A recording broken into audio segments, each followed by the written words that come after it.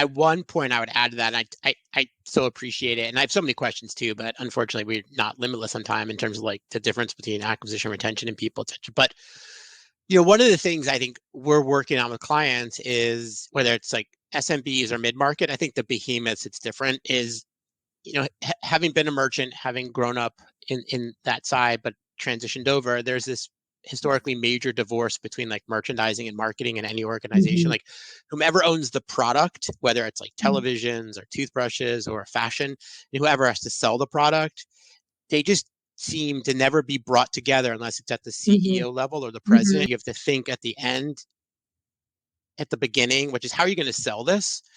Bringing everybody together to be impactful there, and then buying the product or whatever you're committing to at the end, so that everyone has a hand. And like, the days of the merchant prince are dead, and long Mhm. live the marketing king. And that's not to say that the marketers are king. It's to say that everybody in the organization think through the lens of the marketer, and that the organization must come together and unify and be very deft versus I think what we've seen historically is like, okay, you have this group and this group and this group represented by Yes. this person, and I feel like Yeah. that's ending. And I don't know if you're seeing that, Adam. That's my feeling Yeah. of like what success looks like tomorrow.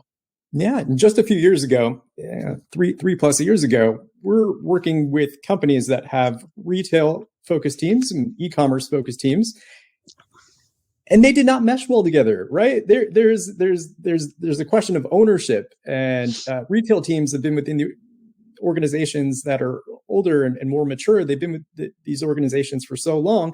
Then you have these new young e-commerce folks coming in and saying, "Hey, this isn't the way we're going to do things. This is the way we're going to do things from now on." And how do you bridge those two and mesh them? Most retail positions now have some sort of e-commerce responsibility, or they've just been working with e-commerce so cross-functionally for so long that they have built a relationship with them. So that's not something that really occurs anymore within these legacy organizations, where Right. there's this split, there's this chasm between the two.